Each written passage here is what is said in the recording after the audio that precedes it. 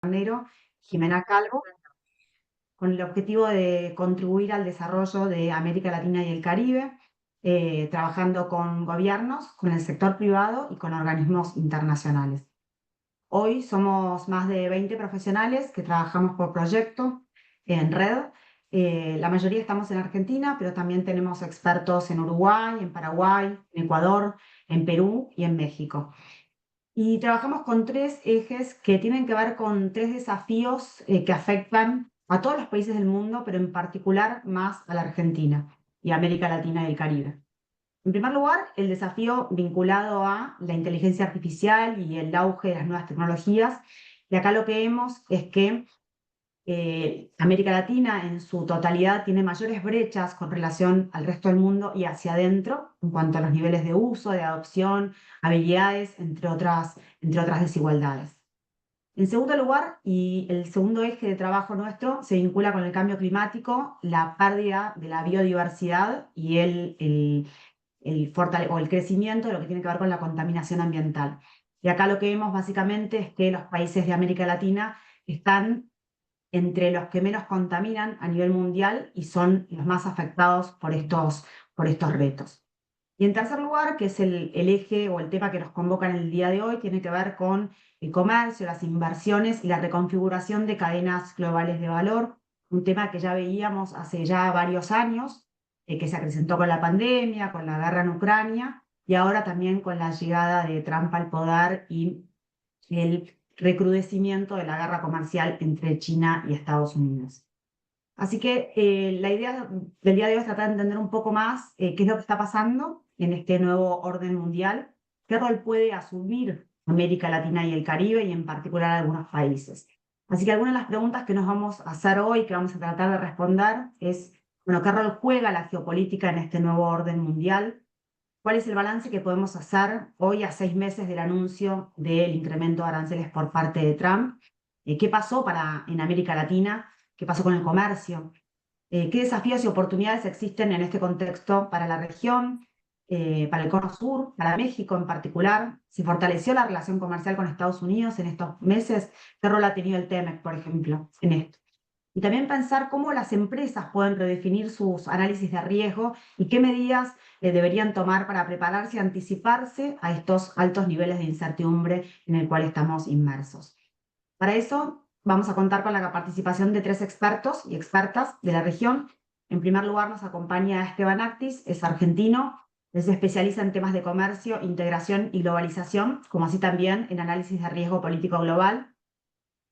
Es doctor en Relaciones Internacionales de la Universidad Nacional de Rosario, docente también e investigador de la misma casa de estudios, es consultor de organismos internacionales y es asociado de INSAILAC.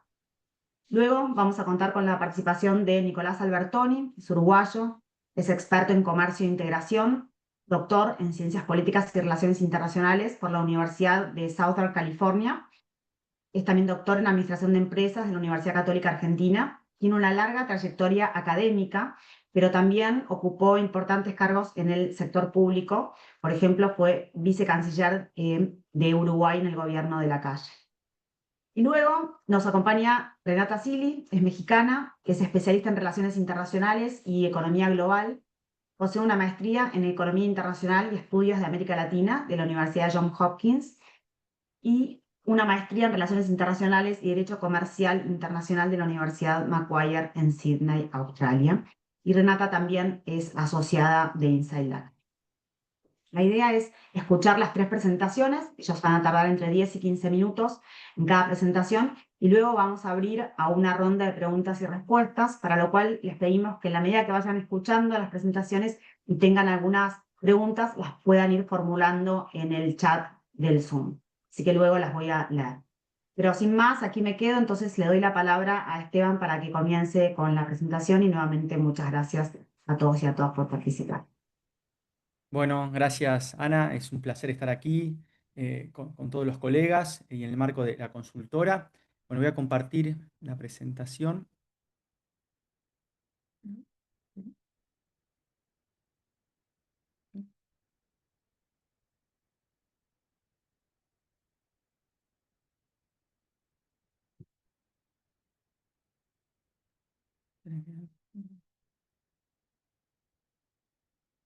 Bien, bueno, la idea de mi presentación, dado que después van a tener la palabra Renata y Nicolás, es un poco hacer un análisis del contexto global en relación a esto que podemos denominar la era del riesgo geopolítico.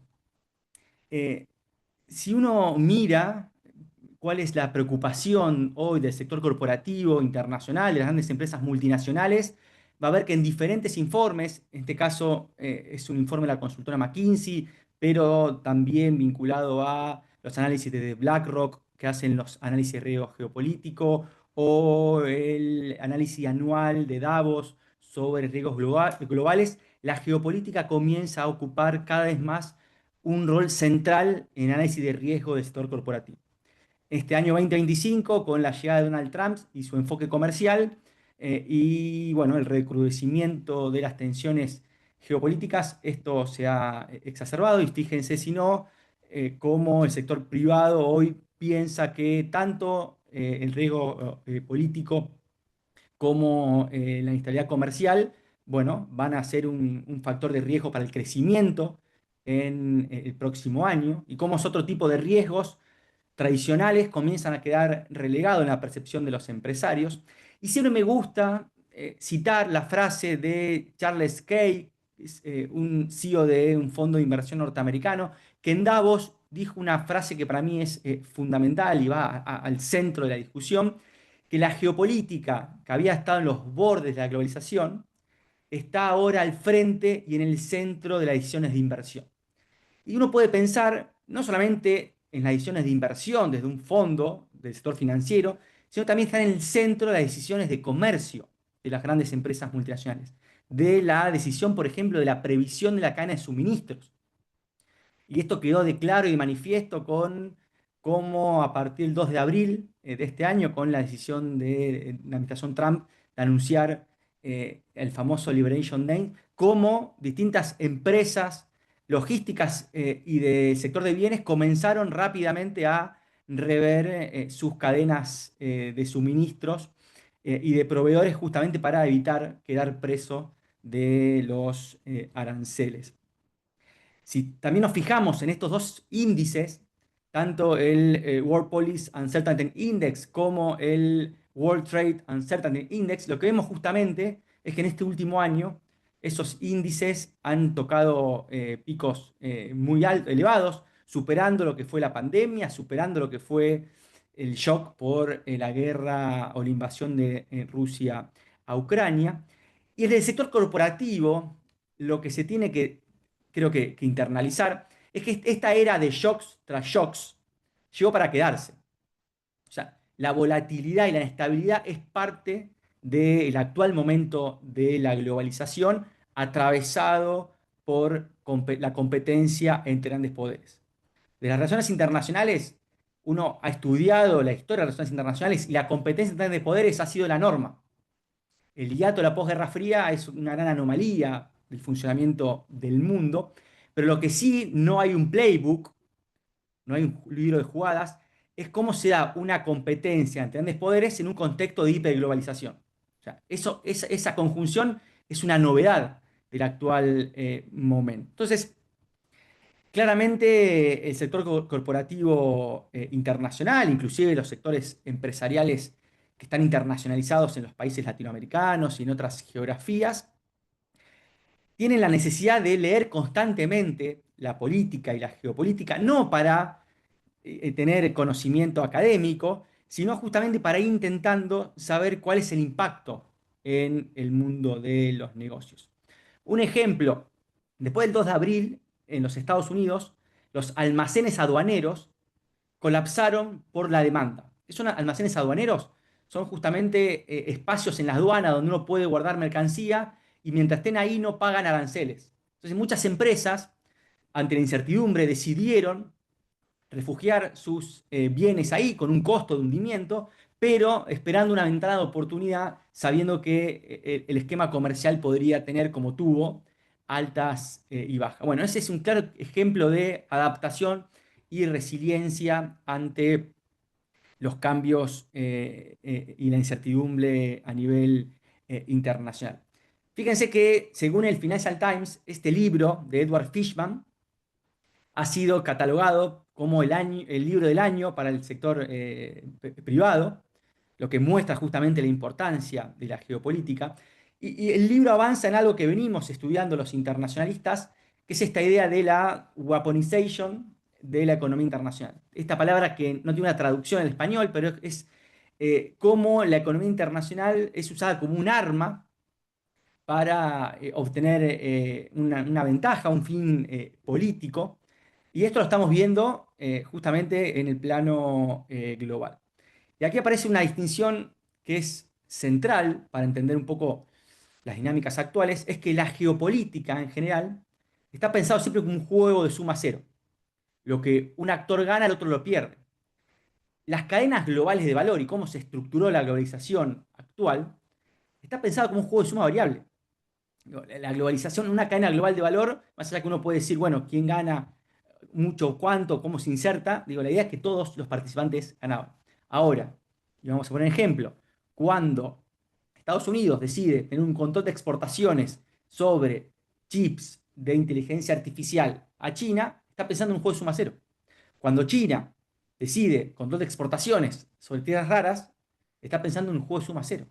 Entonces, claramente esto genera en las cadenas de suministros y en las cadenas globales de valor una alteración muy fuerte y genera el nivel de incertidumbre. Entonces, en realidad, lo que estamos viendo es un juego geoeconómico, instrumentos de economía, instrumentos económicos que son usados para fines políticos y geopolíticos. ¿Y qué estamos hablando? Aranceles, sanciones, subsidios, control de las exportaciones. O sea, todos estos instrumentos están enfocados para una lógica de maximizar el control y la seguridad nacional. Fíjense dos ejemplos. Aumento de las sanciones a nivel internacional y aumento del screening de inversiones. Como los gobiernos, cuando hay un anuncio de inversión extranjera directa, bueno, ponen el foco para saber a qué sector va, de dónde, de qué país provienen los capitales. Dos indicadores justamente de esta idea de una mayor instrumentalización de la economía internacional para fines geopolíticos. Podemos sumar también el control de las exportaciones. Y ahí es muy interesante cómo Estados Unidos, desde el 2020, ha sacado la vieja Foreign Direct Product Rule, la FDPR, que era una ley del 59, con el fin justamente de controlar o restringir las exportaciones sobre bienes extranjeros que tienen en su producción bienes o softwares americanos. Entonces, acá ya también tenemos un nivel de extraterritorialidad muy marcado, algo que está comenzando a hacer China.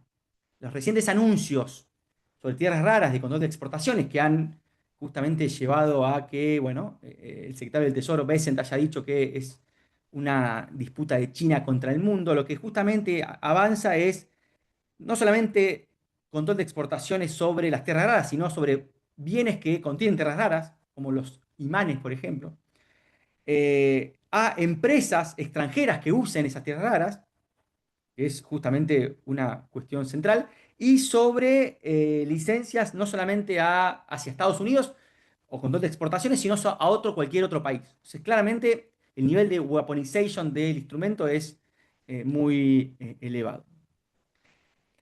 Y fíjense también cómo comienza a aumentar el nivel de medidas de restricción al comercio.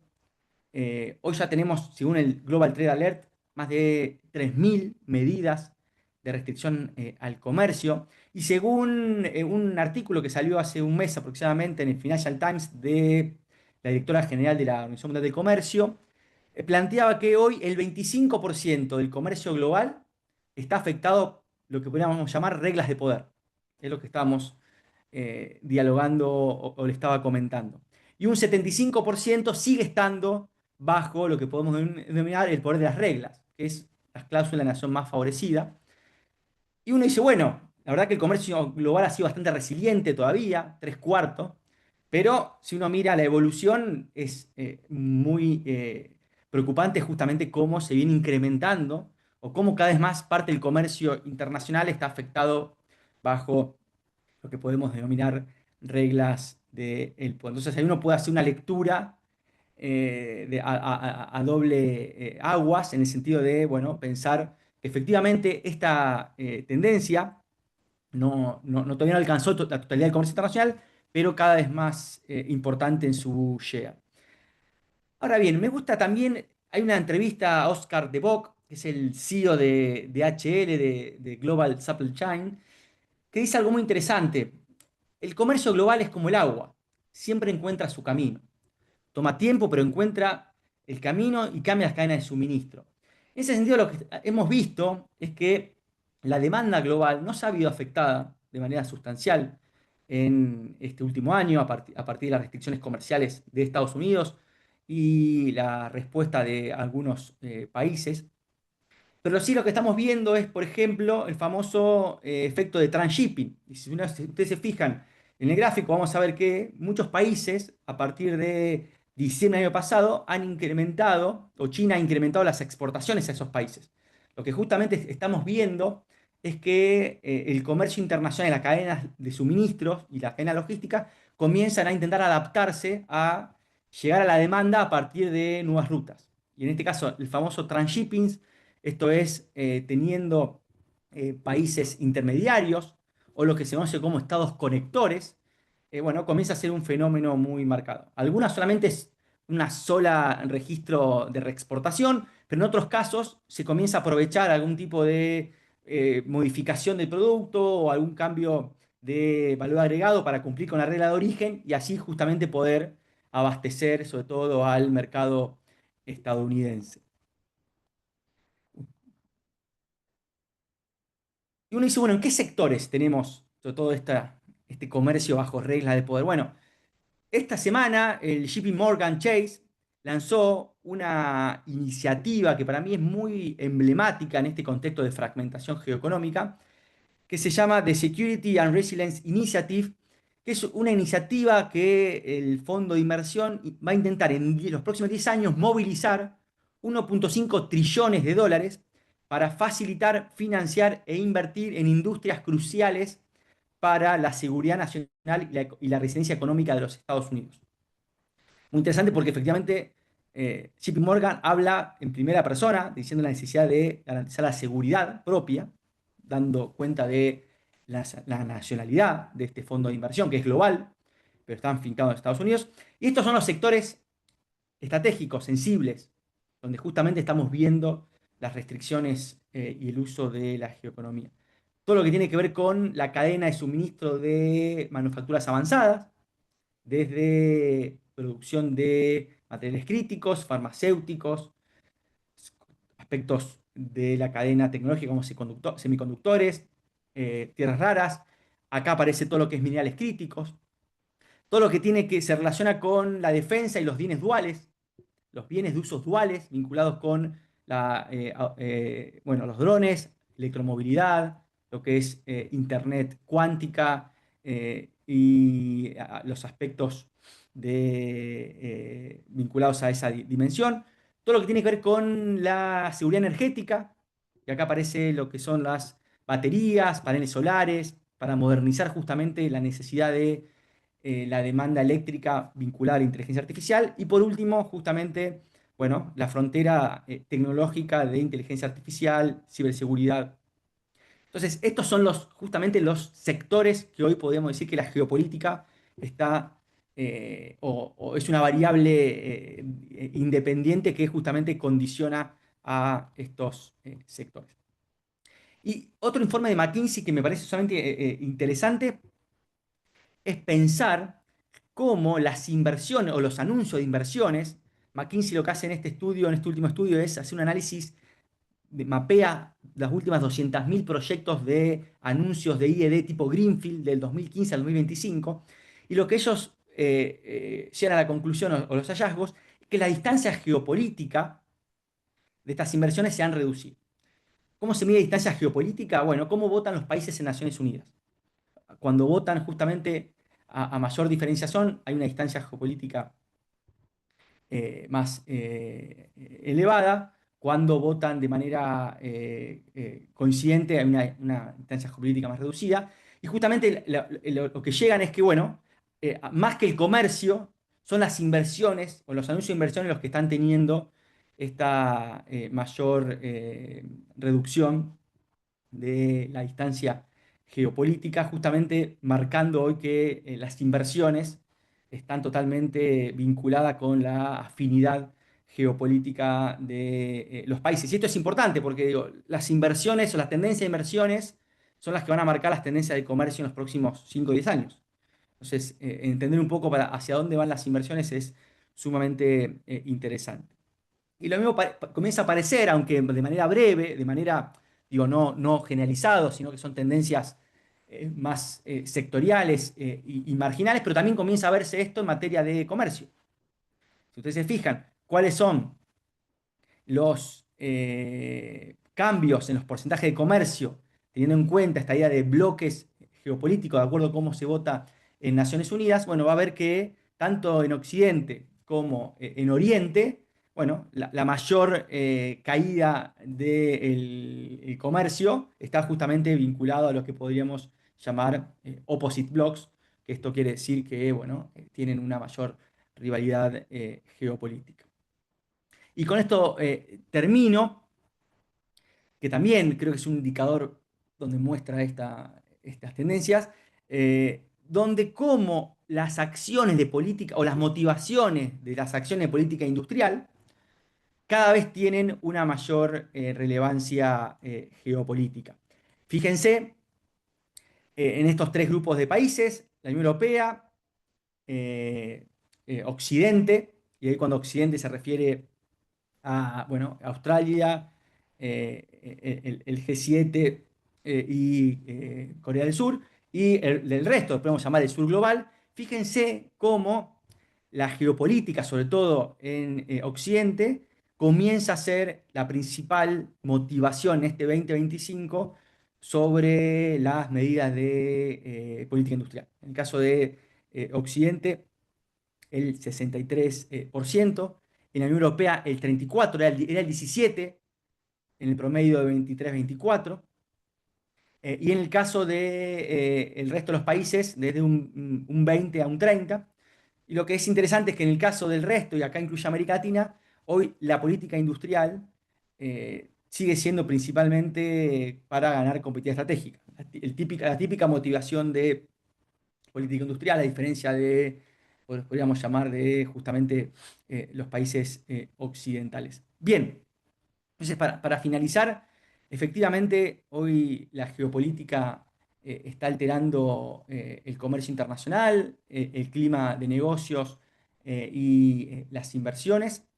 Y como estrategia empresarial y corporativa, efectivamente, bueno, seguir las tendencias geopolíticas no solamente es una opción, sino que es claramente una necesidad estratégica que, bueno, puede generar, reducir los costos, adaptarse a la volatilidad y también, ¿por qué no?, poder, bueno, anteponerse ante las tendencias y los cambios para, bueno, ganar eficiencia, productividad y mayor ganancia a la hora del desarrollo de los negocios internacionales. Entonces, bueno, dejo por aquí, seguramente mis colegas van a profundizar lo dicho, pero bueno, es un primer pantallazo para entender un poco el contexto actual y las dinámicas más presentes de las negociaciones internacionales.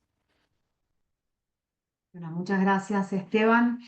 Ahora entonces le damos la palabra a Nicolás Albertoni para que comience con su presentación. Bueno, muy bien, muy buenas tardes a todos. También es para mí un gusto estar compartiendo este panel con colegas que de alguna forma estamos en contacto y seguimos estas tendencias y concretamente con la audiencia que es más bien con foco empresarial y yo creo que hablar en estos términos de geopolítica es bien necesario hoy por muchas de las razones que mencionaba Esteban. Yo voy a seguramente complementar a lo que decía Esteban, también ampliar un poquito la lupa, un poco más macro, y después sí poner algún foco en la región que creo que también podría ser el punto de valor agregado para después, me imagino, pasar a Renata, que también va a poner en foco en la región. En, en mayo de 2015 salía un artículo interesante en The Economist, que de hecho decía cuál al final del día puede ser un poco la guía para los gerentes de estos tiempos, si es que la hay. Pero más me resonaba una frase de Paul Ingram, que de hecho trabaja en Columbia Business School, que decía: prepararse hoy es más útil que predecir. Yo creo que del mundo del riesgo, en el que de alguna forma tiene, incluso conceptualmente, la posibilidad de predecir, básicamente por variables estadísticas, uno podría predecir diferentes escenarios. El mundo de la incertidumbre no queda otra opción que prepararnos para enfrentarlo, ¿no? Y la preparación de alguna forma para este mundo de la incertidumbre en el que estamos, la geopolítica de la incertidumbre que algunos hemos llamado, genera este tipo de intercambios que estamos teniendo, que de alguna forma es prepararse, cruzar información para reflexionar en ese sentido. Yo básicamente me voy a centrar en dos puntos, básicamente en esta lógica de tratar de comprender en qué mundo vivimos, en unos pocos slides, y cómo llegamos hasta acá, quizá ese es el punto concreto, y después sí, como les decía, algunos apuntes sobre América Latina. En un breve repaso, esto en 2 minutos, pero fíjense, en tan solo 35 años, ¿tá? Básicamente hemos vivido algo que de hecho a veces parece una frase cliché, pero no es menor, que ya no estamos viviendo una época de cambios, sino un cambio de época. Y si uno ve la acumulación de coyunturas críticas que hemos vivido, uno realmente puede notar de que así lo es. Caída del muro de Berlín en el 89, 2001 atentado de las Torres Gemelas, que cambia para siempre la lógica de seguridad. Incluso basta con ver que es una coyuntura crítica al ver que efectivamente uno nunca más, después de ese hecho, entramos a los aeropuertos de la misma forma.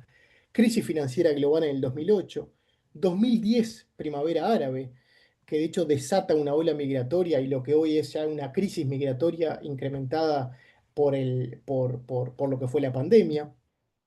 Y después también 2014, que a veces lo hemos perdido de vista, pero es el primer destello de una crisis sanitaria de escala mundial, o básicamente que ponía luz amarilla en cómo puede ser una crisis sanitaria en un mundo tan interconectado, que fue la epidemia del ébola, en el rango de epidemia que fue realmente una catástrofe muy concentrada en términos regionales, pero que terminó en 12.000 muertos, y nadie imaginaba lo que pasaría años después.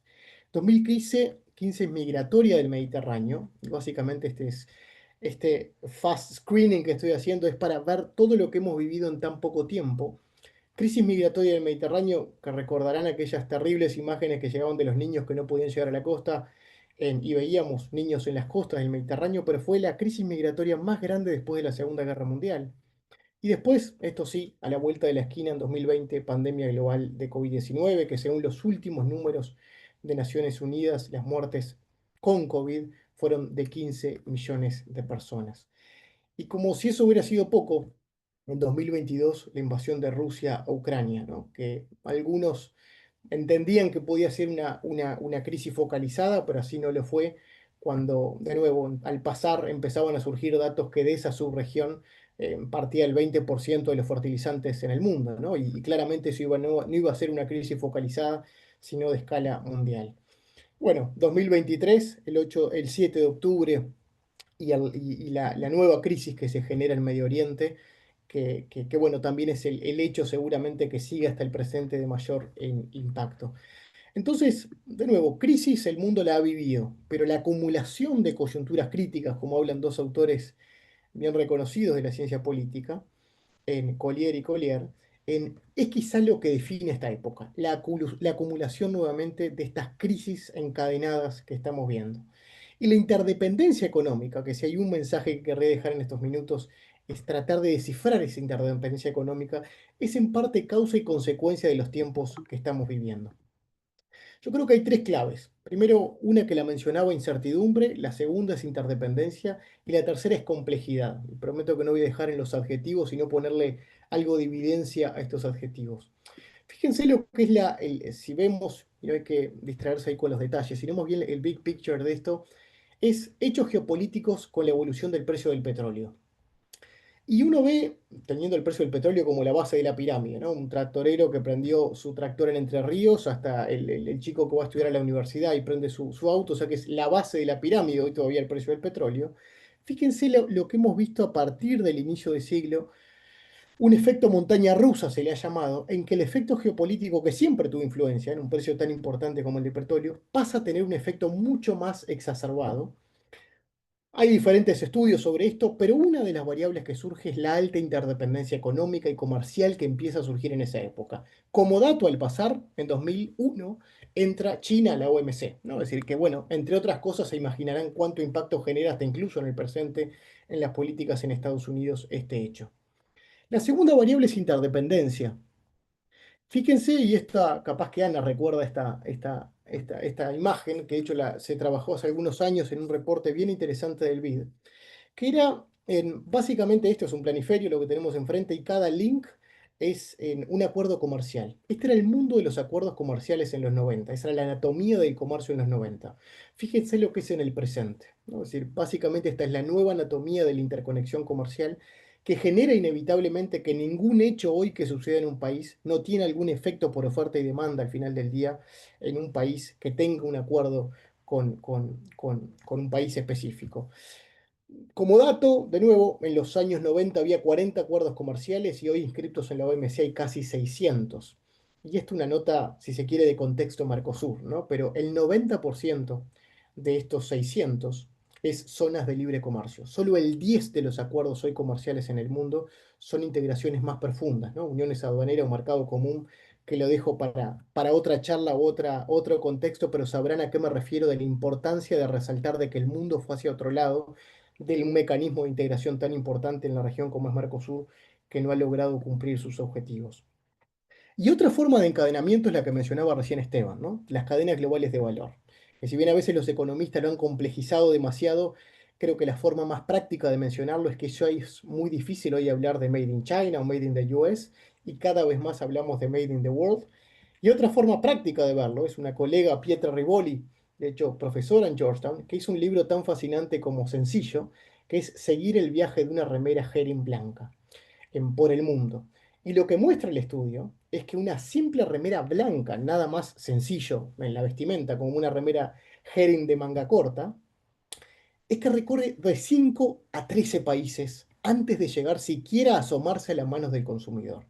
Yo creo que esto muestra al extremo de hacia dónde ha llegado la logística con esa búsqueda de eficiencia del precio final, en que si doblar y poner en una bolsa en Bangladesh cuesta 0,0 algo en la reducción del precio final, voy a hacer uso de esa cadena logística para tener un beneficio del precio final. Eso todo suena bárbaro, hasta que algún día tenemos una pandemia y nos damos cuenta que ese transporte terrestre entre el país 1 y el país 2 se ve limitado. Y ahí donde justamente entra el mundo financiero y el mundo más corporativo, de empezar a predecir y prepararnos para esos horizontes, porque no hay duda que algún día va a llegar una pandemia siguiente o una crisis del tipo que hemos visto en 2020 y cómo estamos preparados en términos de encadenamiento si terminamos de comprender las cadenas globales de valor para prepararnos juntamente para una producción nuevamente en contexto de crisis. Y hoy hay informes interesantes en el mundo de las finanzas y en el mundo en más, si se quiere, de corto plazo, que dice, bueno, si tenemos una pandemia, supongamos, cada 10 años o una crisis de este tipo que limita la cadena global cada 10 años, ¿es realmente valioso o no generar un nearshoring? ¿No? Porque al final del día eso genera nuevos costos fijos, nuevas estructuras de fabricación, y al final del día, si salimos de la última pandemia en 2, 3 años, como ha sido el promedio general, quizá uno pensaría que estamos más preparados para la que viene y hacer esas ecuaciones de inversión para si nos metemos por nuestro tipo de producto en un nearshoring o no, o de alguna forma ponemos espalda dura para soportar un contexto de crisis extrema que se puede perfectamente asomar en un horizonte, vaya a saber si lejano o cercano.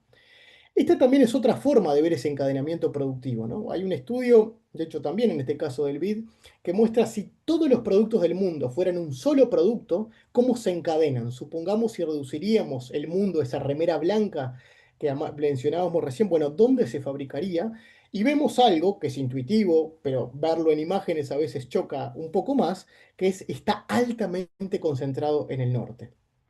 Pero si hacemos una correlación rápida y directa de imagen, es interesante ver que al mismo tiempo ese norte es, y ahora deflactando el factor Trump, pero en términos generales, es el lugar claramente menos proteccionista que las tendencias que hay de proteccionismo en el sur.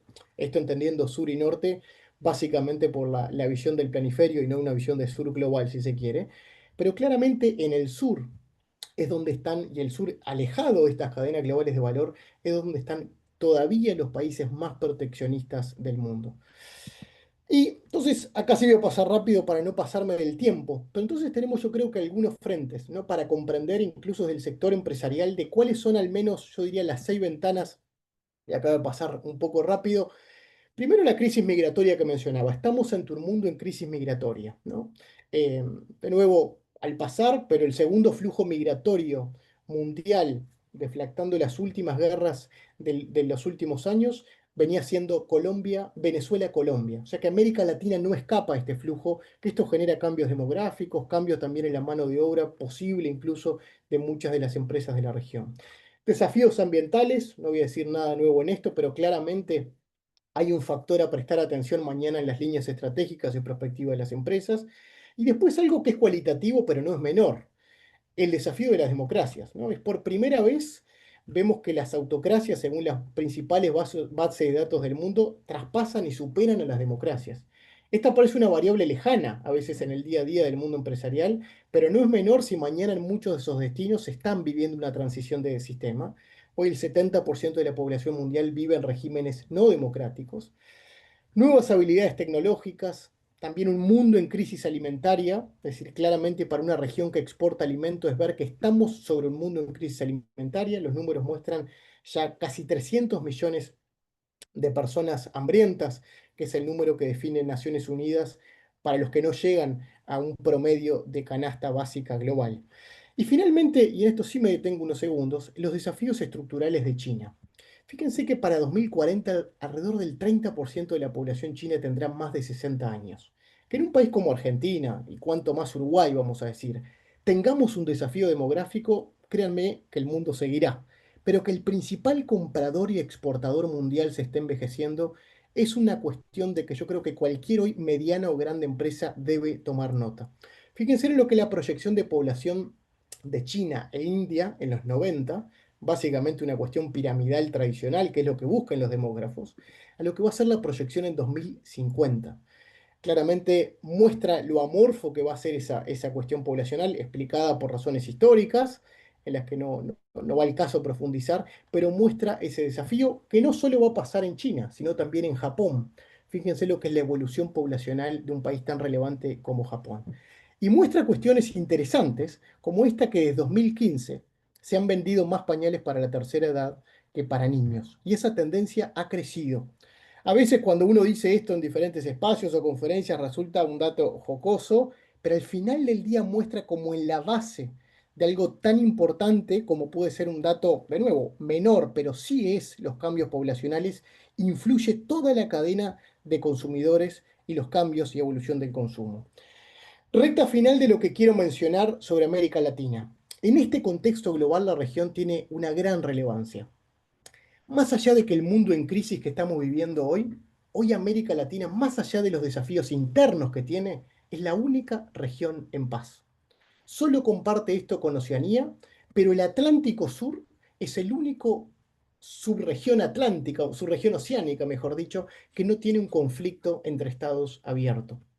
Esteban ha seguido más los temas de seguridad, pero se imaginarán que en este contexto de alta incertidumbre y cuánto impacta un factor de seguridad en las cadenas logísticas, estar en una región que, repito, además de los desafíos inmensos en términos regionales, no es menor que sigue siendo la región una región de paz en términos de conflictos entre estados, estoy diciendo.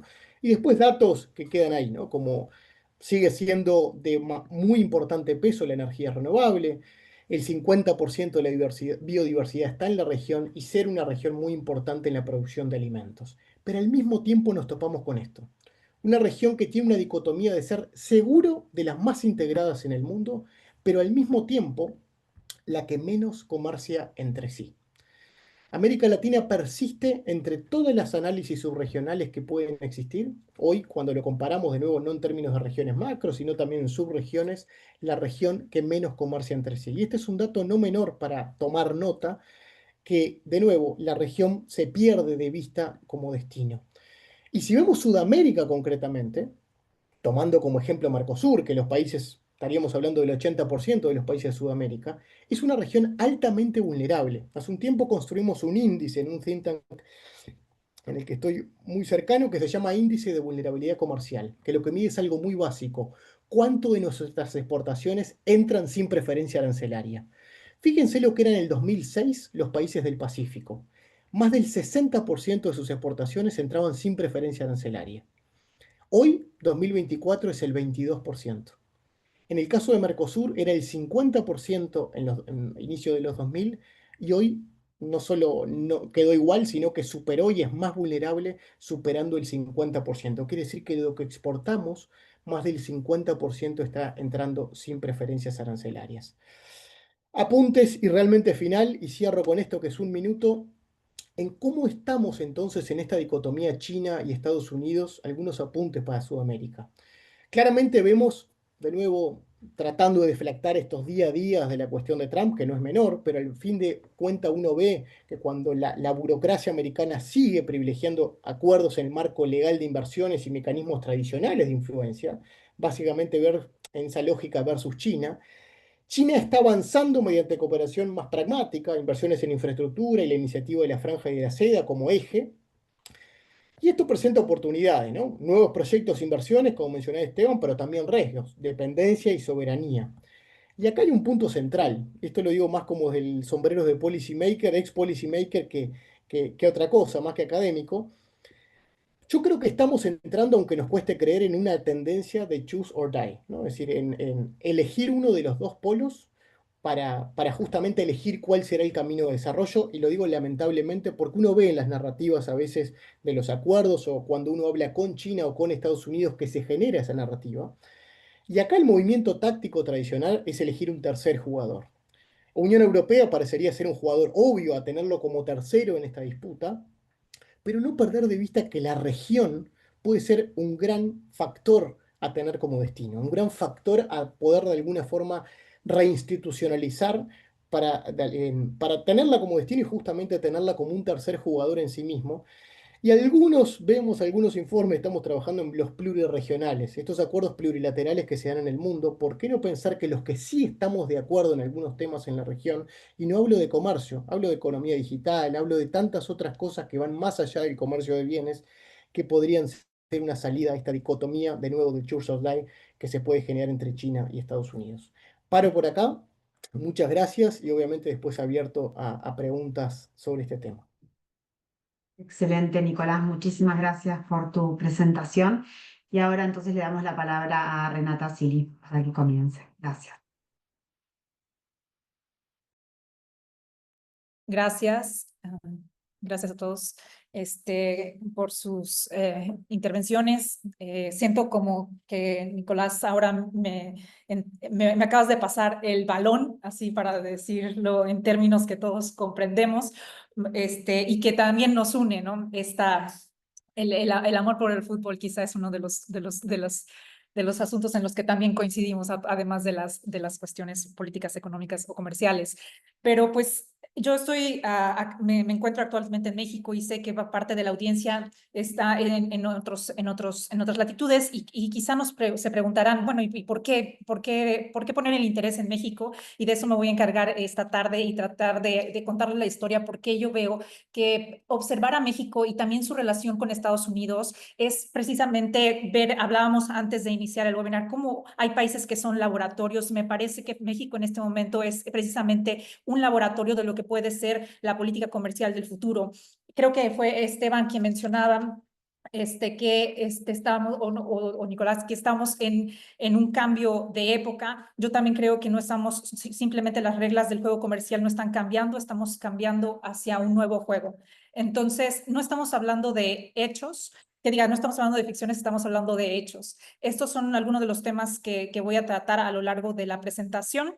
Ya se habló de la incertidumbre comercial a nivel global, el cambio en la política comercial también de manera agregada a nivel internacional, y de ahí voy a bajar nuevamente hacia la discusión, el análisis hacia México, hablarles un poco de la transición del telecanal TEMEC y finalmente qué es lo que sigue, porque el próximo año está la revisión del tratado.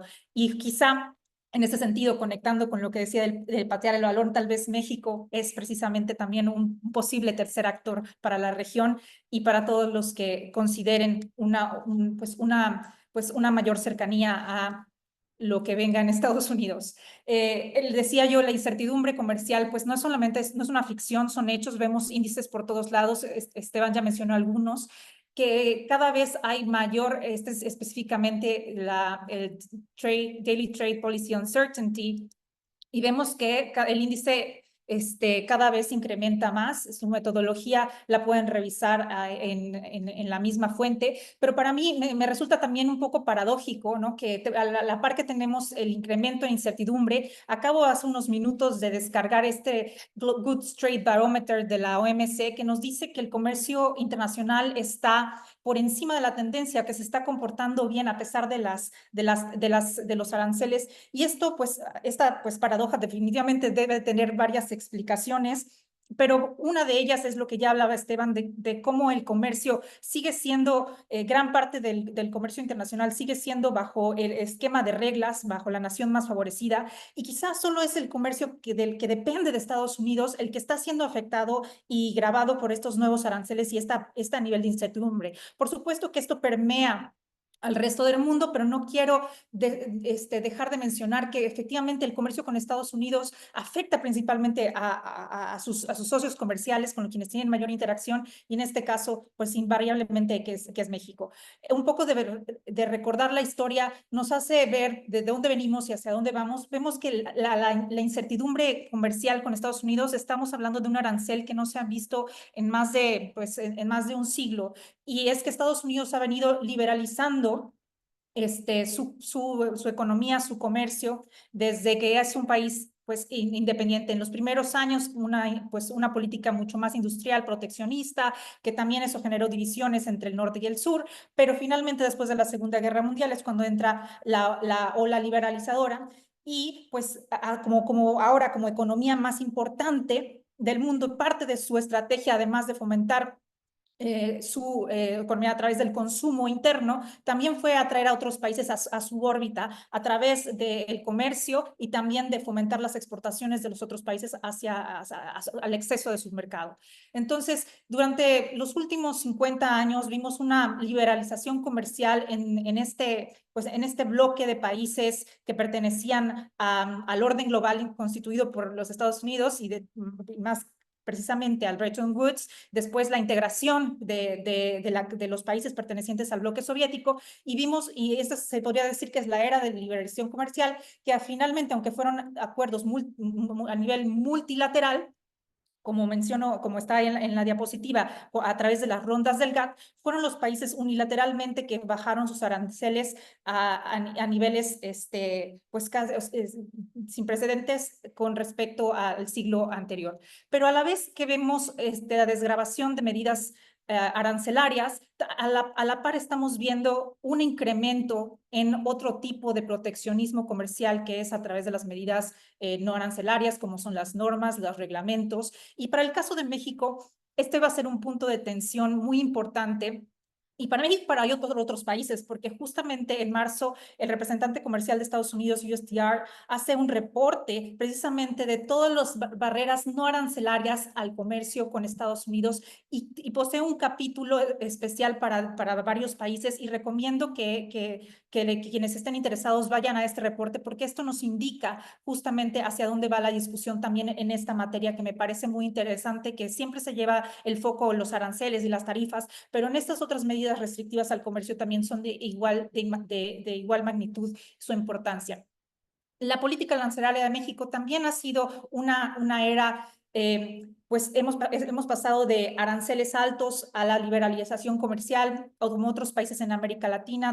Tuvimos a mediados del siglo XX un alza en los aranceles como parte de la política industrial de la sustitución de importaciones, pero finalmente es lo que ya comentaba también Nicolás, el petróleo como una variable importantísima para determinar los cambios de la política doméstica y global. La crisis del petróleo, después la crisis de la deuda, hace que México replantee su modelo económico y decida abrirse al mundo. Nosotros dependíamos en el 90% de nuestras exportaciones de productos de petróleo y o derivados, y en 1986 se cambia al GATT, se entra al GATT, perdón, y se cambia a un modelo orientado hacia las exportaciones. Hoy el 80% de nuestro comercio es diferentes tipos de productos manufacturados, manufacturas, bienes primarios, y la mayoría se dirige a Estados Unidos. Tiene el 80% de nuestras exportaciones están dirigidas a los Estados Unidos. Por supuesto que este es un factor de riesgo para México en muchos sentidos, pero por otro lado también ha sido una palanca de negociación que pocos países han podido observar en estos últimos meses al cambio de política comercial de Estados Unidos. México, por su parte, también ha incrementado las diferentes medidas restrictivas al comercio. Esta es también cito a Global Trade Alert, podemos observar que hemos seguido a la par, ¿no? En espejo, no, las acciones del actuar de otros países, lo cual sirve de indicador que cuando se menciona que solamente Estados Unidos, solamente China, los grandes países impactan en la economía mundial, pues una de las formas que además de sus propias acciones tienen efecto, es que otros países también siguen a la par, ¿no? Este tipo de medidas y se suman a la tendencia. Y aquí podemos ver el tipo de restricciones al comercio que México ha implementado, que no solamente se tratan de barreras arancelarias. Como ya se mencionaba también, en los medios, en las últimas semanas, México ha incrementado el arancel a los automóviles chinos, ¿no? El 50%, pero también una nota muy interesante es que elevamos los aranceles a 1,400 clasificaciones de productos arancelarios bajo las normas de la OMC. Recordemos que los países tienen un poquito de margen de maniobra para subir aranceles. Entonces, esto afecta, al ser un arancel la nación más favorecida, afecta a los países con los que no se tiene tratado comercial. Y en este caso, por supuesto que no se va a decir así de manera política, pero es una medida para disminuir o para bloquear, frenar un poco los aranceles los productos provenientes de China. Si se trata de una presión de Estados Unidos o si se trata de una decisión de política doméstica de México, yo creo que son las dos. México ve una conveniencia ante esta coyuntura. Esto es parte de, ya se mencionaba, una tendencia global. Y en el caso de China, vemos que a diferencia de otros países, especialmente en América Latina, donde el comercio con China es superavitario, en el caso de México, también el déficit comercial con China se sigue profundizando y, bueno, contrastándolo en la otra diapositiva con el de Estados Unidos, también vemos que es un fenómeno similar. Quizá parte de esta idea desde hace más de 30 años que se planteó de la construcción de una región, ¿no? La región de Norteamérica. Y cuando Nicolás menciona, estamos en una era de choose or die, yo pienso que nosotros ya elegimos, pero elegimos desde hace más de 35 años claramente hacia dónde nos íbamos a inclinar. Esto ha llevado a algunas discusiones en México, están también muy interesantes sobre si deberíamos dar un paso más adelante sobre llevar la discusión hacia la creación de una unión aduanera.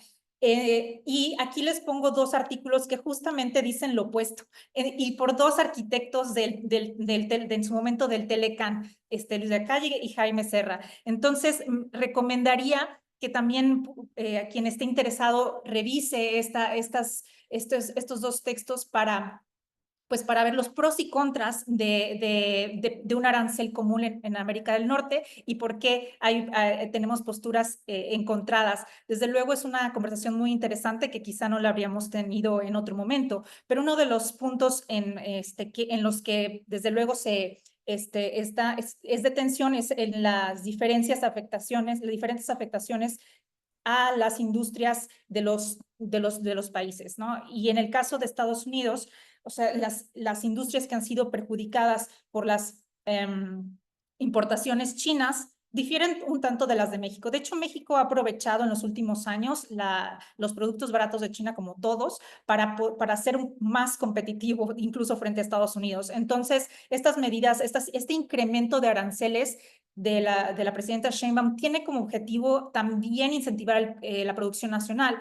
Pero bueno, eso está por verse. El anuncio no es hasta ahora solo pues un anuncio y tiene que ir acompañado de otras medidas. Entonces, en el caso de Estados Unidos, me pongo en esta gráfica porque creo que este estudio es el que ha revolucionado la política, la forma de pensar, de entender, de cómo las afectaciones de China por comerciales o cómo el comercio internacional está relacionado con la parte política. También se mencionaba de la crisis de las democracias, y es que en Estados Unidos, la democracia de Estados Unidos, pues por supuesto que hay otros factores culturales, sociales y demográficos, pero en el caso del sistema electoral estadounidense, no importa tanto, aunque suene provocador esto, no importa tanto el número de votantes, más bien sino dónde están localizados. Y es por eso que la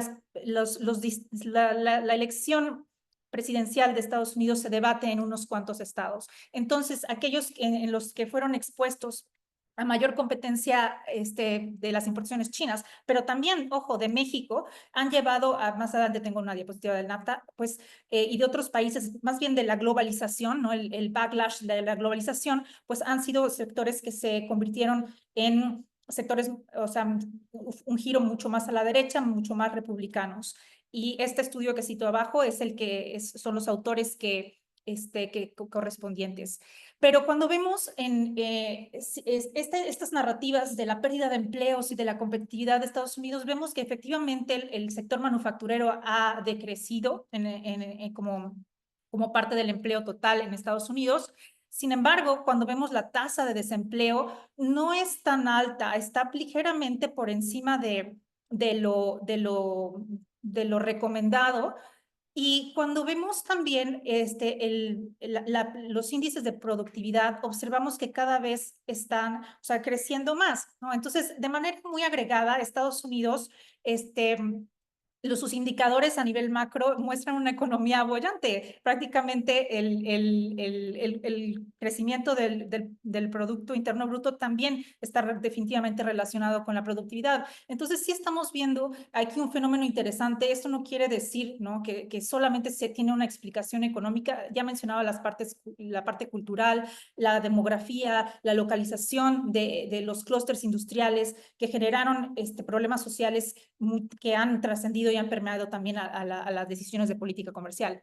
Eso, por supuesto, que llevó al 2016, a la elección de Trump, y entre pues, sus primeras promesas de campaña fue denunciar el NAFTA como el peor tratado comercial de la historia.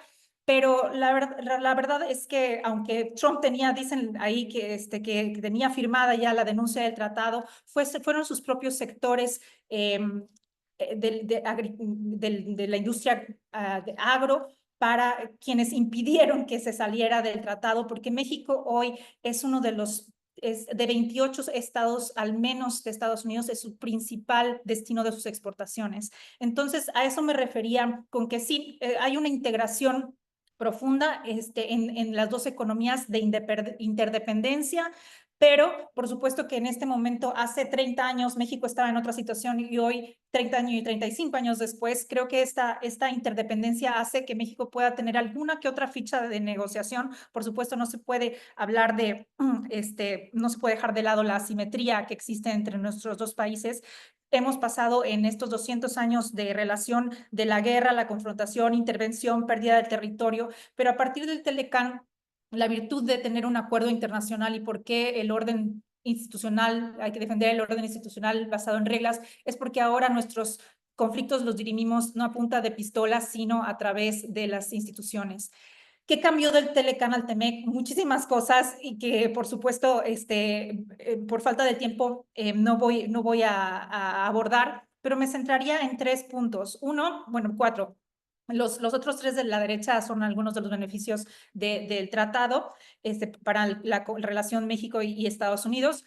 Pero hay 4 puntos que vale la pena destacar, y uno que se mantuvo el acuerdo trilateral con México, Estados Unidos y Canadá, que hubo un incremento en las reglas de origen del sector de la industria automotriz, y eso nos habla de que cada vez estamos, o sea, buscando que la proveeduría sea regional, tratando efectivamente de excluir un poco a otros países, llámese China.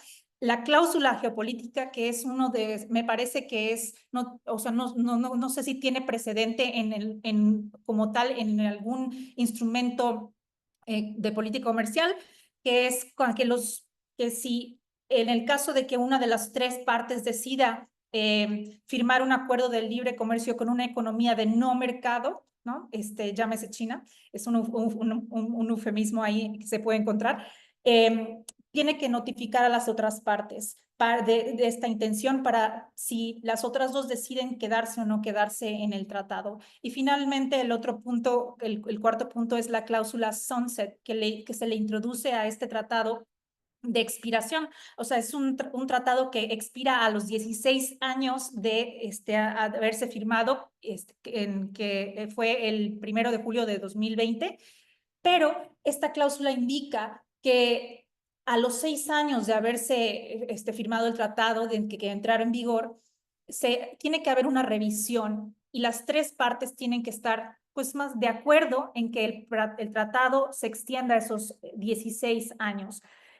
Ese momento ha llegado, ya empezaron las consultas previas a la revisión para el 2026, entonces podrán imaginar que los niveles de incertidumbre y tensión en México, en Estados Unidos y en Canadá, pues están a tope. Que si México se ha beneficiado del TEMEC y o la coyuntura, yo creo que de ambos. Como podemos ver en los 90s, México, o sea, le gana el mandado a China, y es gracias también a esta coyuntura entre que la preferencia TEMEC, pero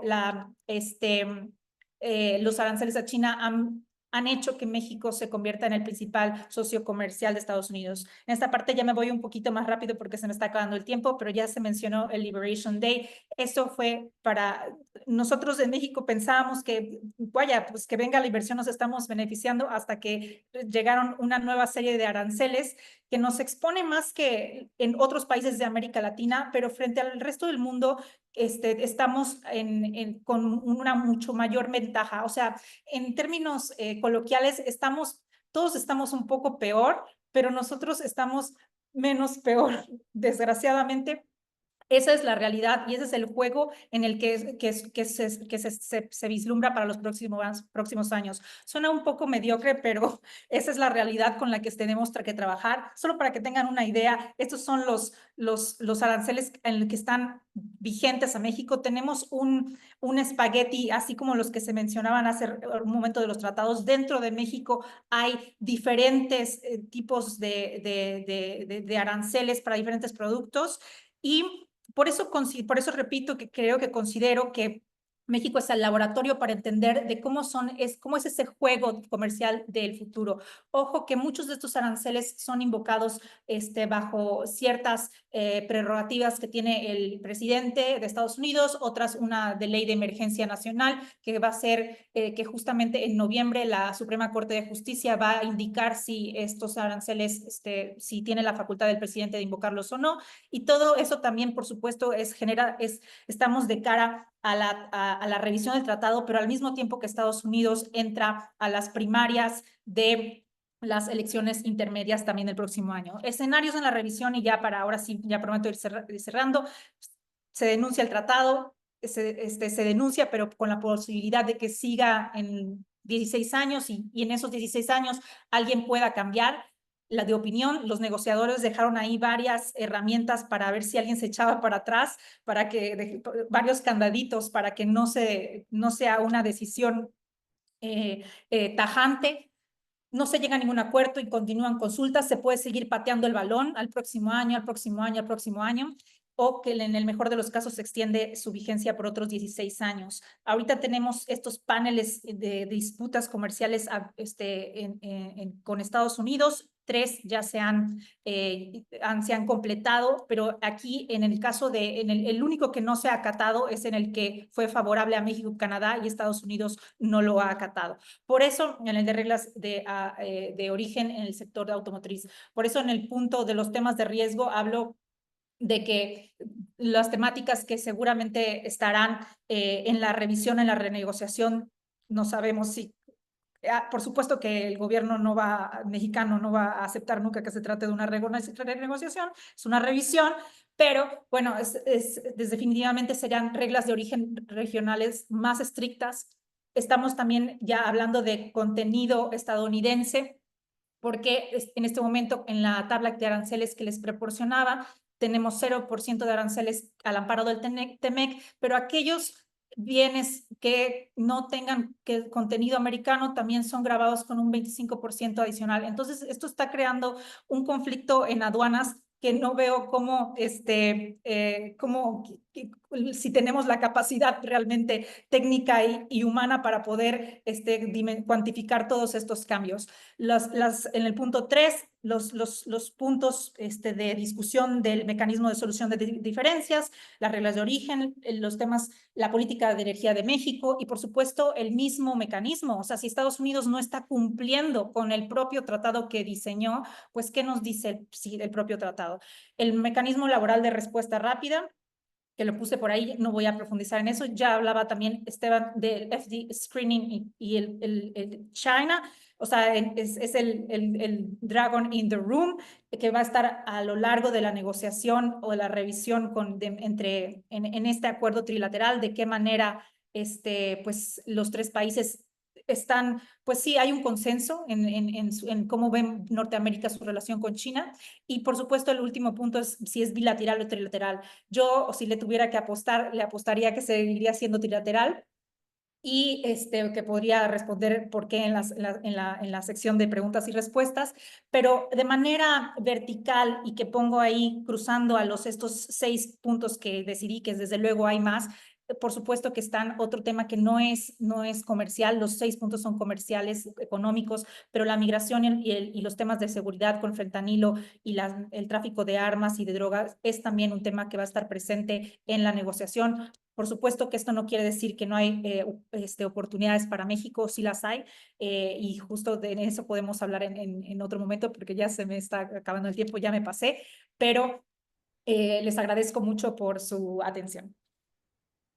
Bueno, muchas gracias, Renata, por tu extensa pero muy interesante presentación. Gracias. Ahora vamos a pasar entonces a la sesión de preguntas y respuestas. Algunas personas fueron formulando sus preguntas, así que voy a leer algunas, ¿sí? Tenemos bastantes, con lo cual no creo que nos dé el tiempo. La idea sería tratar de terminar 7:30, 7:35, y me gustaría antes hacer una especie de cierre, ¿sí? Pero acá hay una primera pregunta que creo que es para Esteban, sobre todo. A ver, ¿cuáles son los aspectos a tener en cuenta para prepararse ante una posible disrupción de insumos críticos? Dado que las materias primas estratégicas están cada vez más politizadas, ¿cómo pueden las empresas protegerse frente a restricciones súbitas o sanciones cruzadas? Y en particular, ¿cómo afecta el comercio internacional descrito a las empresas pymes que exportan? La siguiente pregunta es parecida porque también habla de alguna manera de cómo las empresas medianas, ¿no?, se adaptan en este nuevo contexto. La leo también y en todo caso si querés responderla de manera conjunta. ¿Las estrategias de diversificación global son viables solo para grandes corporaciones o existen alternativas también para empresas medianas? Bien. Adelante, si querés responder, después vamos con las siguientes. Dale, gracias, Ana. Bueno, gracias por las preguntas. Es interesante porque hasta hace poco había varias categorías, conceptos del mundo empresarial que justamente se intentaban mostrar los cambios en las cadenas de suministro, en las cadenas de valor, que eran esta idea de el nearshoring y el friendshoring. Bueno, la administración Trump, claramente, si uno mira el enfoque que ha tenido hacia los socios del TEMEC y la incertidumbre que ha generado, y uno mira cómo ha tratado a algunos países considerados friendshoring, como puede ser el caso de India, Vietnam, con su política arancelaria, claramente son enfoques que han estado en tensiones. Hoy, si uno lee distintos reportes empresariales, el concepto que comienza a ganar cada vez más preponderancia es la idea de omnishoring, esta idea de que las cadenas de suministros tienen que estar lo máximo diversificado a nivel global y justamente preparándose para distintos escenarios eventuales de disrupciones. Es muy interesante porque, por ejemplo, muchas empresas automotrices europeas tenían en Ucrania un solo proveedor de cables para el sector automotriz. Claramente, ese tipo de estrategias empresariales son las que hoy están totalmente desaconsejadas. Y me parece que si bien, y esto es para dialogar fuertemente, todos estos movimientos atentan contra la eficiencia y atentan contra la reducción de costos, pero tener la mayor cantidad de diversificación a nivel global y geográfico de suministros críticos para una empresa global, sobre todo una empresa que dependa mucho de los sectores, los actores y los segmentos importados, es fundamental. Está claro que la diferenciación del tamaño de la empresa es crucial para este tipo de estrategia y para la capacidad de adaptación, e inclusive diría también de la geografía. Mostraba Nicolás una variable estructural de América Latina y el Caribe, que es nuestra distancia logística con el mundo, que es un dato estructural que justamente, bueno, explica un poco también la participación o la dificultad de la participación de América Latina y el Caribe en la globalización productiva y comercial. Pero en términos de las pequeñas y medianas empresas, bueno, dependiendo el sector, dependiendo la estructura de costos, bueno, ahí el margen de maniobra para diversificar proveedores es mucho menor y efectivamente, bueno, las tendencias o las opciones estratégicas son más acotadas y más costosas que la musculatura que puede tener una empresa multinacional en este tipo de movimientos anticipatorios o de resiliencia empresarial ante las tendencias geopolíticas. Muy bien, bueno, gracias, Esteban. Solo Ahora, sí, una adelante. una acotación en esto que me parece importante. Yo realmente, más allá de los adjetivos que normalmente se generan con el mundo de las cadenas globales de valor, el nearshoring al final del día es técnicamente muy intuitivo, ¿no? Es decir, más el friendshoring yo creo que claramente es discriminatorio y no sé hasta dónde va a progresar, llegado el caso después de una elección en Estados Unidos, etcétera. Pero el nearshoring, que al final del día en términos prácticos es cómo en casos de crisis podemos generar una cadena de valor que sea menos vulnerable, por ejemplo, mediante un gran porcentaje de exposición a transporte terrestre, es algo que sí se viene. Y a veces cuando uno habla con empresarios y cómo conectar este punto con lo práctico, nosotros vivíamos en un mundo en que la inteligencia comercial era muy focalizada en búsqueda de clientes, ¿no? La inteligencia comercial de las pymes latinoamericanas era para la búsqueda de clientes. Hoy cada vez más se necesita una inteligencia comercial para la búsqueda de buenos insumos, es decir, de buenos insumos en términos de precio. Y eso cambia la ecuación, porque yo no solo voy a buscar clientes, sino abaratar mi cadena de producción. Y esa va a ser una variable de competencia, no sé si se comprende, porque nuevo antes la variable de competencia era muy intuitiva hacia adelante y ahora cada vez más, en un mundo de tensión, vulnerable, con escaso cumplimientos a las reglas, es bueno, ¿de dónde me puedo atar para más o menos competimos en el mundo de la misma forma, más o menos acuerdos y acceso comercial, pero sí puedo abaratar hacia atrás? Y esa inteligencia comercial yo creo que de nuevo al final del día necesita, yendo al mundo de la consultoría, de una inteligencia diferente que la tradicional de venta. Por eso genera todas estas variables cualitativas de encadenamientos productivos más macro, que a veces el gerente de una pyme, que de nuevo tiene que estar con focos en otros temas y muy importantes, quizá no tiene ese tiempo para proyectar hacia atrás. No sé si se comprendió, pero es una nueva lógica de mercado cuando conectamos esto macro con lo micro al final del día. Bien, bueno, gracias por la aclaración, Nicolás. Y acá tengo una pregunta para vos. Ayer se cayó el servicio de Amazon Web Services e impactó fuertemente en la región, especialmente en la micro. ¿Cómo afecta la interdependencia, o mejor dicho, la dependencia de estos sistemas que proveen empresas multilaterales en la macro? a nivel de COMEX y cómo crees que hay que posicionarse a nivel regional en Sudamérica, teniendo en cuenta la posibilidad de ser ese tercer actor que intermedie entre los intereses de Estados Unidos y China. Bien.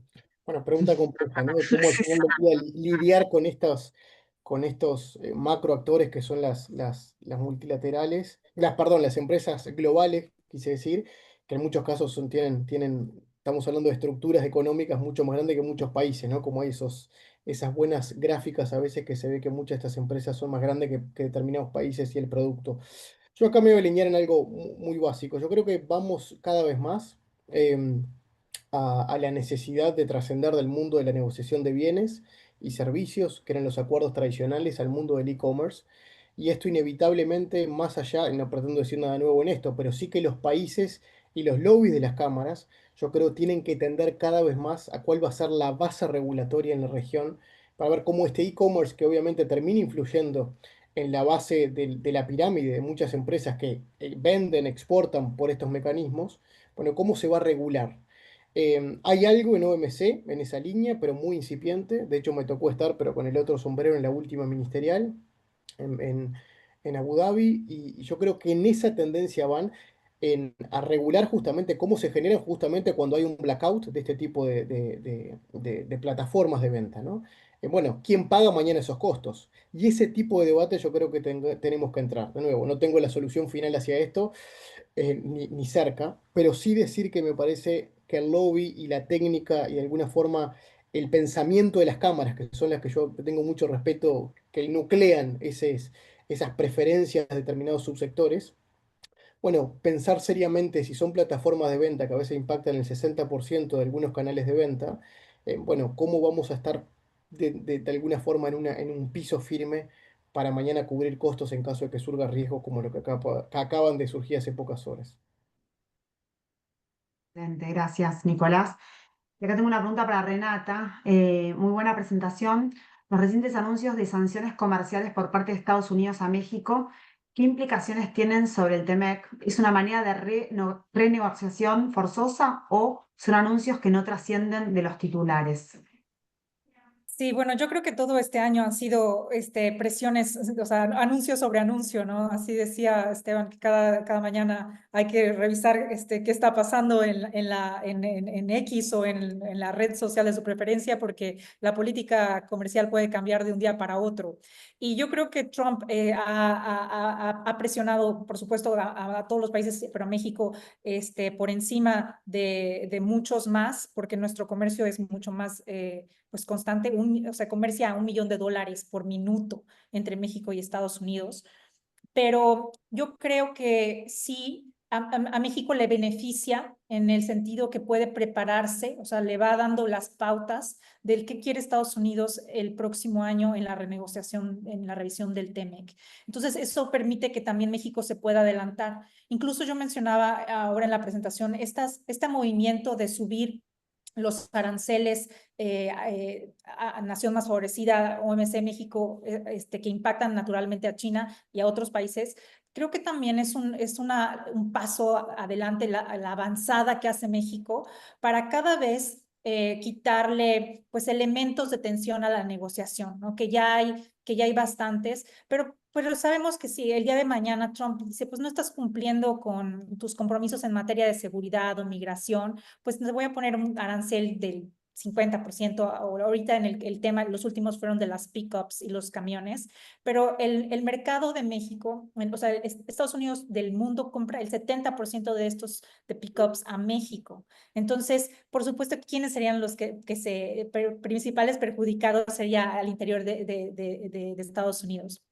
Entonces, creo que ha sido un juego, un baile un poco extremo, pero todos estos temas van a estar presentes en la revisión y yo creo que México en algunos casos ha sabido leer y anticiparse en esto, pero pues al final del día estamos tratando con un individuo que cambia de un día para otro y que además hay temas que no son necesariamente comerciales y además no muy medibles, ¿no? Como es con el hecho de la seguridad nacional, el combate al crimen organizado, ¿cómo lo mides? ¿Cuál es el punto suficiente, ¿no? para el gobierno americano o sea, qué acciones son complementarias? ¿Cómo compaginas una cosa con otra? Entonces eso creo que es lo complicado en esta revisión, especialmente en este momento entre México y Estados Unidos. Pero por supuesto que no solamente son titulares, sino serán hechos muy concretos de discusión que veremos el próximo año. Claramente Sheinbaum no la tiene fácil, pero bueno. Bueno, gracias Renata, gracias por tu respuesta. Acá hay una pregunta que me gustaría que la respondan todos, pero concisamente, si les parece, y después voy a un cierre. Dice para Esteban, pero creo que los tres la pueden responder, es qué oportunidades concretas existen para países como Argentina, Chile o Brasil de insertarse en esta nueva arquitectura reconfigurada, ¿no? Y un poco aprovecho para también preguntar, Nicolás, vos mencionaste, bueno, que el friendshoring no es una buena estrategia, ¿no? O sea, en todo caso te adherís más al nearshoring o en palabras de Esteban también puede llegar a ser el omnishoring, pero bueno, ¿qué pasa con un país como Argentina, ¿no? Donde hay un claro alineamiento, donde el choose or die está claramente muy visible, ¿no? ¿Quién quiere Eh, comenzar? sí, Esteban. bueno, brevemente, yo creo que claramente hay que diferenciar, y por eso Renata es muy interesante, la dinámica de Sudamérica con Centroamérica y México. Digo, los niveles de condicionamiento, las estructuras productivas, sus relaciones comerciales son distintas. Creo que para Sudamérica, más allá de que efectivamente el escenario internacional se rigidiza y la tensión de Estados Unidos y China cada vez más cierra los espacios bueno, de maniobra y de autonomía, creo que sigue habiendo espacios para intentar lo que la literatura habla del hedging o de la equidistancia o buscar un trade-off positivo con ambas potencias. Y el caso de Perú es muy emblemático. Digo, Perú con el puerto de Shanghái hubo muchas presiones de Washington. El puerto de Shanghái con capitales chinos está funcionando. Y lo que hizo Estados Unidos, en este caso fue un gobierno subnacional, el de California, es buscar una cooperación portuaria con otro puerto en Perú, que es el puerto de Paita, para justamente intentar que gran parte de las exportaciones de Perú no pasen por el canal de Panamá, sino que vayan por el Pacífico. Entonces, si Perú hubiese sucumbido ante las presiones, no hubiese tenido ni Shanghái ni tendría Paita. Es un ejemplo concreto de que efectivamente hoy hay margen en algunos sectores, efectivamente hay otros sectores que son más difíciles, sectores duales, cooperación científica, espacial, todo lo que es tema tecnológico, accesos o puntos de accesos, eso me parece que son temas duales, pero creo que sigue habiendo la posibilidad de diversificar los vínculos. Y el caso de Brasil es muy emblemático también. Hoy Brasil está fuertemente abriendo su mercado de carne, más allá de Estados Unidos, que era el principal destino de sus mercados de carne, sobre todo el sudeste asiático. Lula actualmente está viajando a la cumbre de ASEAN y ha abierto nuevos puestos de exportación de carnes en Indonesia, en Malasia. E inclusive si no sale el acuerdo Mercosur-Unión Europea, Brasil no tendría problemas para ubicar su oferta exportable de carne. Entonces me parece que, insisto, la diversificación comercial para América del Sur y esto que decía Nicolás, de buscar terceros mercados, me parece que es una opción central y que todos los países tienen que explorar. La inteligencia comercial, y agrego algo que decía Nicolás y termino, comparto la inteligencia comercial, no solamente buscar clientes, buscar proveedores, y ya no tienes una inteligencia comercial bilateral pensando que el mundo está fijo. Digo, la inteligencia comercial tiene que estar pensando en los cambios globales. En el caso de Argentina, por ejemplo, digo, ¿qué pasa con los acuerdos comerciales que han firmado, o los, no han firmado, sino que han acordado países como Vietnam, que han tenido un deal con Estados Unidos, donde se compromete a comprar un montón de productos primarios, como la línea de soja, donde, bueno, era comprada la Argentina. Entonces, uno puede tener una inteligencia comercial, pero si no está atendiendo a los cambios comerciales y geopolíticos de último momento, puede ser que esa estrategia comercial tradicional de la embajada, viendo las oportunidades de mercados, quede rápidamente desactualizada y, bueno, cuando uno intente acceder a ese mercado hayan cambiado las condiciones. Entonces, me parece que, insisto, diversificar los vínculos, una inteligencia comercial moderna y evitar quedar, bueno, expuestos a las presiones que las potencias efectivamente van a intentar avanzar son fundamentales en este contexto. Bueno, gracias, Esteban. Entonces, diversificación no solamente a nivel Estado, si se quiere, o estrategia, sino también a nivel empresa. Eso quedó muy claro. Y hablando de China y Brasil, ayer firmaron también un acuerdo de cooperación de transferencia tecnológica para la fabricación de productos farmacéuticos por un número muy, muy importante. Así que esa cooperación está muy clara. Sí, Nicolás, ¿querés continuar vos? Sí, no, bueno, la pregunta que se hacía era de Argentina, Brasil y Chile, que obviamente países en una realidad muy diferente. Dicho sea de paso, octubre del 26 todo puede cambiar en Brasil, elecciones de medio término en Argentina en pocas horas, y bueno, y Chile también con elecciones en pocas semanas. Entonces, también esas variables electorales no son menores al momento de proyectar hacia adelante. Yo creo que si algo nos unió en esta conversación fue cómo esa lógica de encadenamiento productivos, las empresas latinoamericanas pueden ser parte de eso, ¿no? El gran negocio hoy es ese encadenamiento, yo lo vi como quizá la línea de cercanía entre los tres. Y acá, básicamente lo del friendshoring, que está muy sobre la mesa, al final del día, como sabemos en la historia del comercio, las ventajas comparadas mandan, ¿no? Es decir, yo a veces digo que el friendshoring es como la versión moderna de la sustitución de importaciones, porque uno si al final del día genera un encadenamiento productivo, porque me gustó tal país y tengo una cercanía ideológica, tarde o temprano la economía y la mano invisible te lo cobra, y la historia de América Latina en esencia ha sido eso, de que cuando quisimos jugar contra el mercado nos jugó en contra. Entonces, de nuevo, no perder de vista que Argentina y Brasil, en el caso de Argentina y Brasil, tenemos una limitante enorme de restricción de este debate, que es Mercosur. Es decir, yo no me gusta rehuir a ese debate, porque créanme, cuando uno después está en el frontend de una negociación y mira para atrás y se pone a negociar, como en el caso de Uruguay, que quisimos avanzar porque se nos acercó China para avanzar en un acuerdo bilateral, después los juegos de poder y los juegos cualitativos cuentan en todo esto. Entonces, tener una Argentina y un Brasil en el marco de Mercosur con un arancel promedio que oscila en un 30-35%, digo, estamos hablando de otro lenguaje que el de Chile, cuyo arancel promedio es menos del 1%. Por eso cuando negocian con listas negativas. Es decir, como tengo la economía abierta, cuando me siento a negociar digo qué no quiero poner dentro de la negociación. Obviamente que Mercosur está lejísimo de esto, va punto por punto porque tenemos restricciones entre los cuatro países.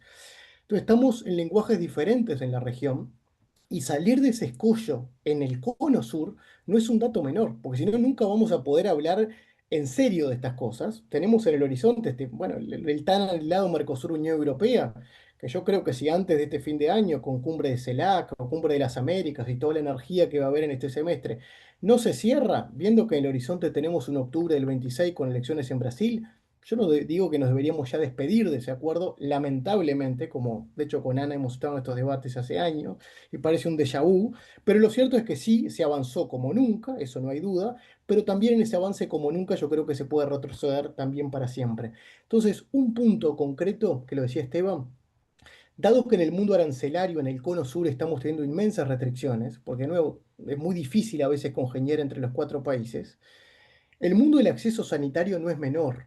Fíjense que cuando uno cierra un acuerdo, lo que cierra es arancel, pero después tiene que ir por otra puerta a pedir que le dejen entrar el producto.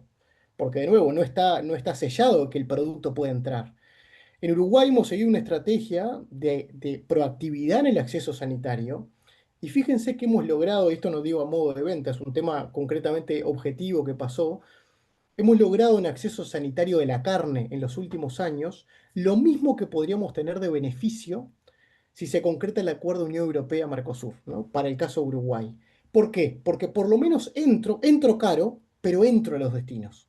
Entonces, ese mundo del acceso sanitario, algunos podríamos llamarles barreras no arancelarias o pararancelarias, es algo que se viene y para lo cual se necesita hacer una inteligencia, y cuando me refería, Esteban, a inteligencia comercial, no era solo lo macro, sino departamentos de exportaciones que necesitan de buenas consultoras para hacer estos trabajos, ¿no? Pero en fin, dejo por ahí si no me entusiasmo.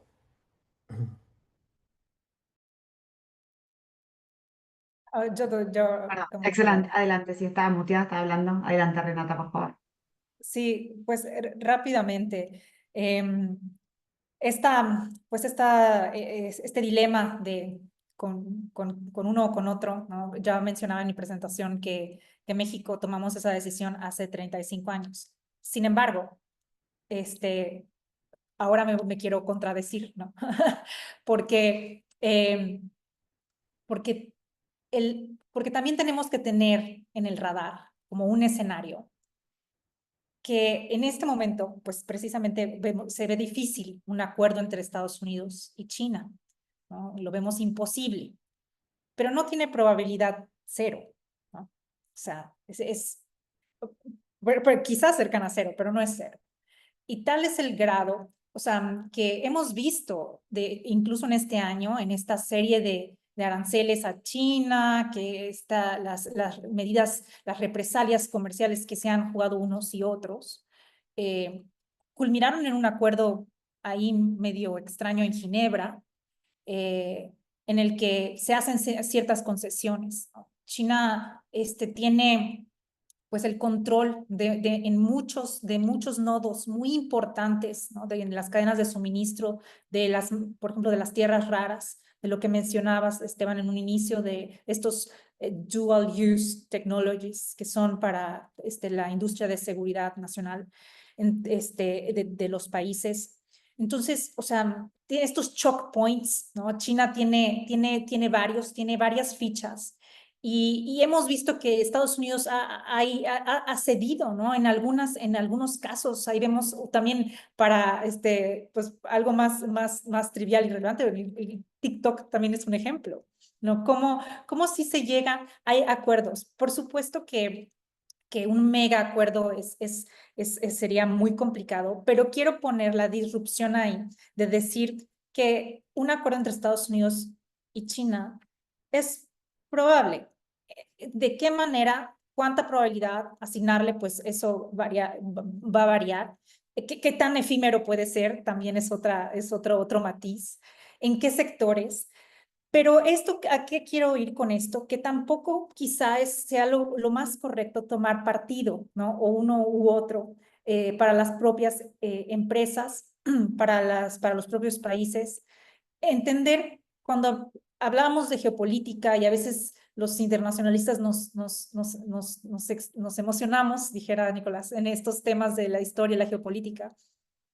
Pero cuando estamos hablando de esta época de incertidumbre y de cambios, pues también es un reacomodo, ¿no? Estamos viendo un reacomodo de las reglas del juego y estamos en este momento de plasticidad. Pero algunas de estas reglas quedarán cimentadas y creo que lo que estamos en este momento no es definitorio, ¿no? Se están diseñando las reglas del futuro comercial global. ¿Cuánto tiempo va a durar este momento? Pues eso quisiéramos tener, yo creo que todos aquí la respuesta, pero entenderlo en este contexto y que en este reacomodo de hegemonías, ¿no? Seguramente tendremos, espero también, tener las cosas mucho más claras en los próximos años. Muy bien, bueno, muchísimas gracias, Renata. Me gustaría hacer una breve síntesis de lo que se habló. Fui tomando nota de algunas cuestiones. Creo que si bien hubo matices, Nicolás lo mencionó recién, bueno, creo que hay un claro consenso de que estamos en una nueva incertidumbre, con una nueva normalidad, y como dijo Renata recién, vamos a ver hacia dónde vamos, no está nada cerrado, la discusión está totalmente abierta. Bueno, la geopolítica llegó en principio por ahora para quedarse, ¿no? Aspectos geopolíticos definen decisiones centrales para los estados, o sea, en términos de negocio y de inversión. En tercer lugar, se observa claramente una utilización, Esteban fue muy claro, ¿no? Utilización de herramientas económicas con fines geopolíticos, ¿no? Como instrumento de poder y de coerción, aranceles, subsidios cruzados, etcétera. Lo que parecía que al principio, con el anuncio de los aranceles de Trump, se iba a producir una ralentización del comercio, por ahora pareciera que no es tan así. Incluso en el caso de México, lo que se ve es que, como creo que dijo Esteban, como el comercio encuentra su propio camino, ¿no? Con las estrategias de nearshoring, incluso en algunos casos de friendshoring y omnishoring. Ahora, ¿qué implica todo esto para América Latina? Bueno, Nicolás lo mencionó muy bien, estamos en una nueva era tenemos una situación de paz y eso hay que poder aprovecharlo, pero no estamos exentos de impactos indirectos, ¿no? De estas tensiones globales, ¿no? Como puede ser una inflación moderada, impactos en términos de esta inflación que podemos importar, o la volatilidad financiera. El tema de la integración intrarregional, esto Nicolás también lo mencionó muy claramente, a pesar de todo, o sea, tenemos bajos niveles de integración intrarregional, y esto puede ser es claramente un desafío, pero en este contexto puede llegar a ser algo bueno, ¿no? De alguna manera evitamos una mayor vulnerabilidad ante choques externos. Pero creo que es fundamental ahí seguir trabajando en fortalecer esa integración regional para reducir esos riesgos y ganar poder de negociación también. Oportunidades de nearshoring y omnishoring se mencionaron claramente. Bueno, México pudo de alguna manera sacar provecho de eso. Hay algunos países de América Latina que están pudiendo también insertarse. Está el caso de Brasil y su vínculo con Asia y con China en particular. Esto no se mencionó, pero bueno, claramente seguimos teniendo muchísimos desafíos en materia de infraestructura, energía, educación, clima de inversiones. Bueno, en Argentina, en el caso de la macro, es algo que este tipo de estrategias tornan mucho más difícil. América Latina no solamente como región de paz, pero también como productor y exportador de alimentos y proveedor de insumos estratégicos para esta transición energética. Creo que Nicolás lo mencionó muy claramente. El gran riesgo que hay detrás de esto, el tema de la soberanía y la dependencia, él fue muy claro. Y ahí también me parece que es fundamental esta idea, bueno, de vuelta, que se mencionó claramente con la necesidad de diversificar mercados. Y esto no se mencionó tanto, pero el tema de exigir estándares ESG me parece que en un contexto donde hay tantos desafíos también vinculados al cambio climático que mencionó Nicolás, es algo central. Y ya pensando en el sector privado, bueno, también la diversificación de mercados y suministros, que fue muy, muy claro. Poder diversificar así para reducir la exposición a un solo país, ¿no? Y evitar el choose or die. Y el cumplimiento normativo, esto no se habló mucho, pero me gustaría destacarlo, el tema de compliance y poder desde las empresas monitorear de cerca todos los ajustes y cambios en las restricciones que se están haciendo, las normativas que se están haciendo, me parece que es fundamental. Por eso invertir en asesoría legal y comercial creo que es algo central. Y por último, incorporar también esta idea de resiliencia como pilar operativo, ¿no? O sea, diversificar también rutas, ¿por qué no? Proveedores, evitar proveedores únicos y mercados dominantes, creo que a nivel de las empresas es algo que es central. Pero bueno, acá me quedo. Creemos que América Latina tiene un rol clave que ocupar en este contexto y como dijo al final Renata, hay oportunidades también que están emergiendo para los países de la región. Así que bueno, desde Inside Lab estamos para acompañar empresas, sector privado, sector público en todo este proceso. Así que nuevamente muchísimas gracias a todos y a todas por participar y bueno, espero que tengan una excelente tarde y noche. Gracias. Gracias Esteban, gracias Nicolás, gracias Renata y bueno, muchas gracias a todos por sumarse. Adiós.